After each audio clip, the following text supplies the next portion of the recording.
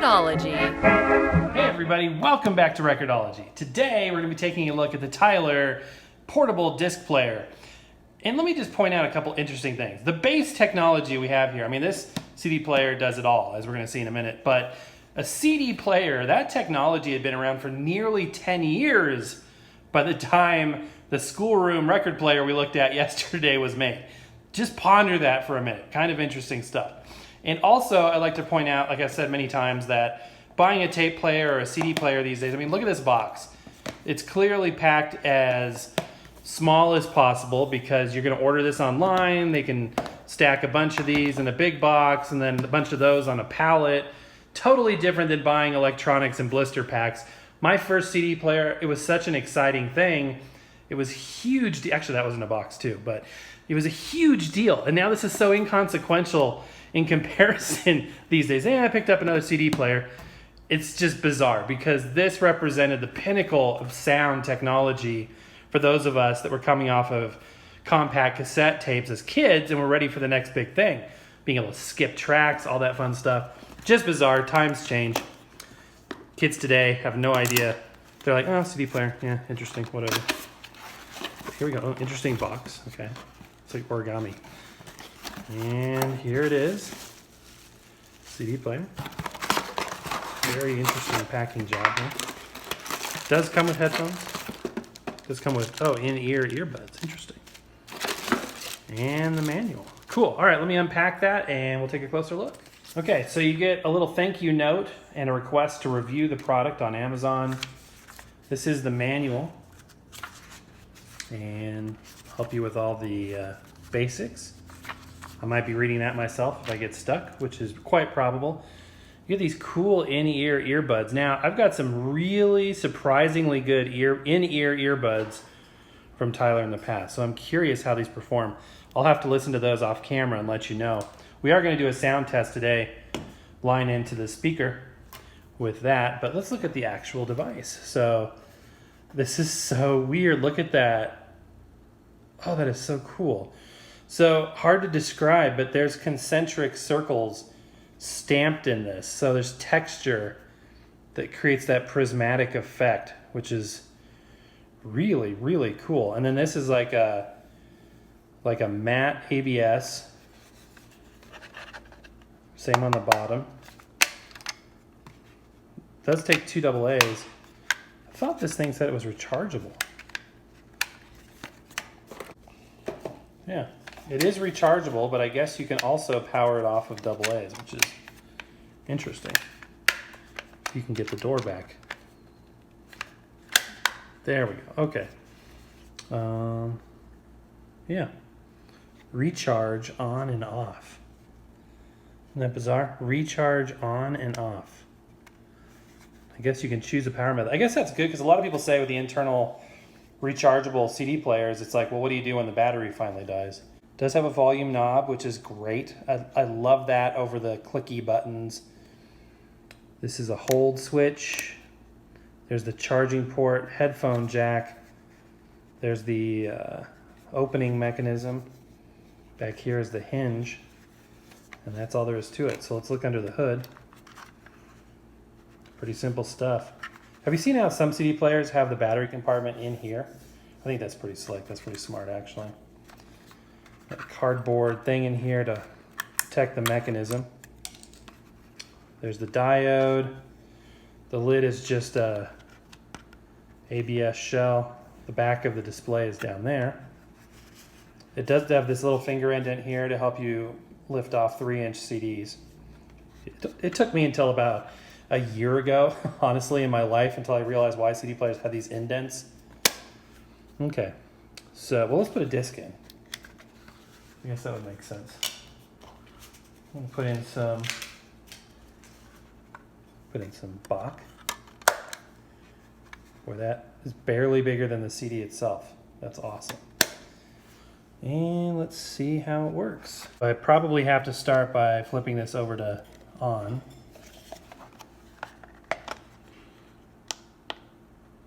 Maybe it's as dead as a doornail. Interesting. So it's probably been on the shelf for a little bit. Usually rechargeable stuff comes charged, at least partially. So, all right, I'm gonna put some double A's in it and we'll go from there. I love how they have the ribbon in there. I think that's really cool to help you pull it out when you're done. Somebody pointed out to me the other day about the tape player. I said that those batteries are probably not quite charged. But they said, look at your batteries. I bet you're only 1.2 volts. And they're true. That's true. They're only 1.2 volt batteries because they're rechargeable. So that could also explain why Michael Jackson was a little bit slow. Okay. This little battery compartment's a little tricky. Go in. Come on. Go.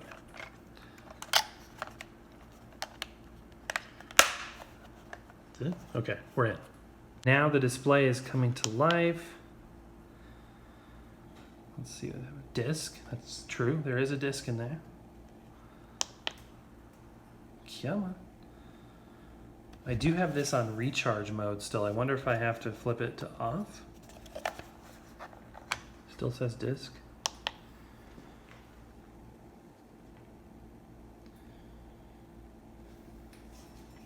Let me reset it.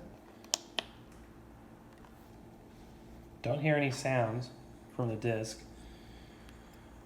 I mean, in terms of the motor or anything. Okay, so it's read the disc. Oh, it's gonna play automatically, so I just paused it. Cool. And can you defeat the ESP? The electronic, cool, that's good to know.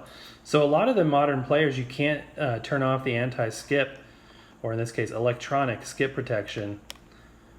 And the reason why that's important is that if you're just listening to it on a flat surface like this, you're better off to turn it off because that buffers the audio into RAM and plays it back sometimes at compression. So if you want to listen to pure uncompressed CD audio, then the best thing is to turn that off. So let's see, X bass, high vol, like high volume, that's weird. Album up, and the reason why it has album up controls is because it's programmable too. That's cool. How many tracks can you program on this thing? Looks like 20 CD tracks you can program on it. But this plays MP3s as well. So it gives you a little bit of those folder controls for that, which is awesome. But let's go ahead and listen to this. So I didn't realize this was a harpsichord CD, so I apologize. No judgment as to why I own a harpsichord CD. But listen how quiet that is. That's this max volume and this max volume. So that's a little concerning. So let's try another CD and see if I can get it louder. Bon appetit, Cafe Classics. I love these sort of ambient things. But doing this through a viewfinder is tricky. All right, hopefully this one will be louder. I hope. This time I'm not gonna keep pushing buttons. I'm just gonna let it do its thing. Not a backlit display. Some of the newer ones have the backlit displays. Oops, I did it again. Man, it's quiet. Why is it so quiet? I don't think it's my batteries in this case, because with a digital device, it's either on or off, so. X volume? Ah, weird. Weird, that just, I mean, it's still not the loudest thing I've ever heard, but it made a big, big difference. What a weird switch. Maybe that's so you can listen at night and on a softer scale. One of the CD players that we reviewed, it was the one that looks like the Studebaker one. It is so loud, even on the quietest setting, that you can't listen at night if you want to listen to something very quiet. So maybe that's why they do that, but I've never seen that high volume setting. What a weird thing to have.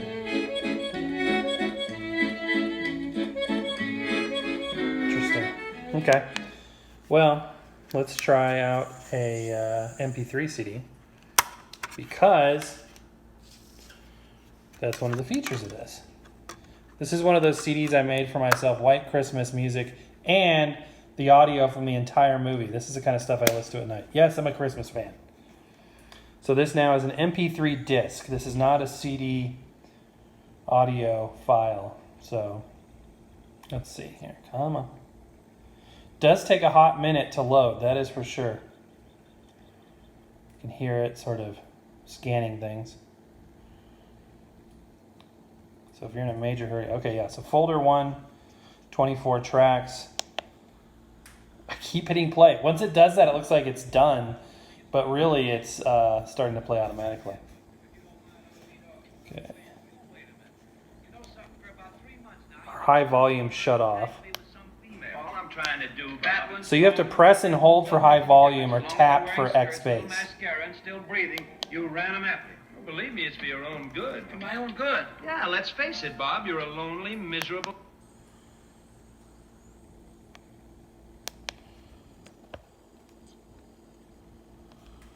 Takes a minute once you skip tracks on this.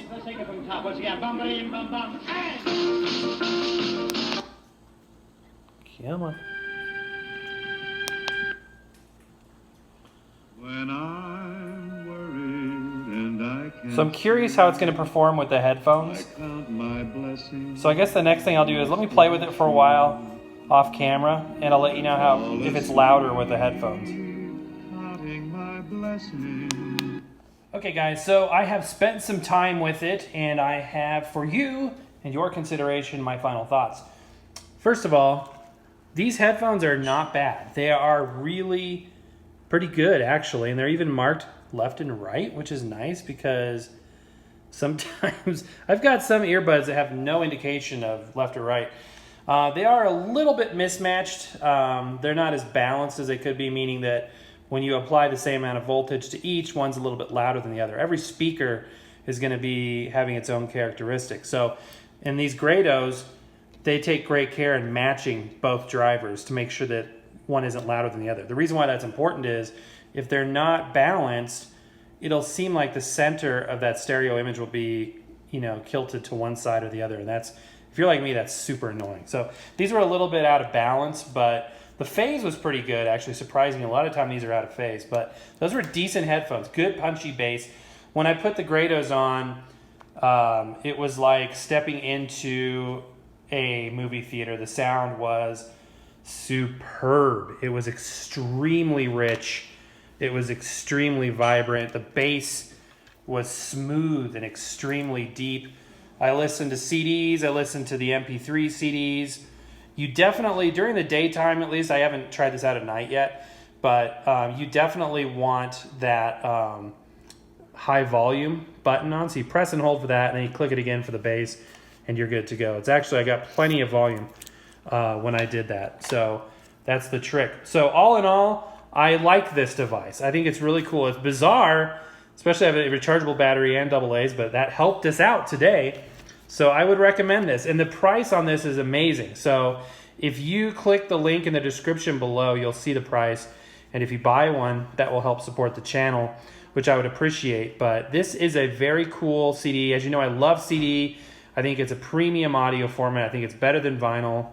And I've done shows about that. And among CD players, portables being my favorite, it ranks up there as one of my favorites. I think it's really cool. I like the display being on the front near the top, so when you hold it, you can lift it up to look at it. I think that's better than having it down here on the edge like they used to do. But anyway, that's going to do it for today, guys. If you want to snag one of these, link in the description. But most importantly, thank you for watching. Happy record hunting, and we will see you tomorrow.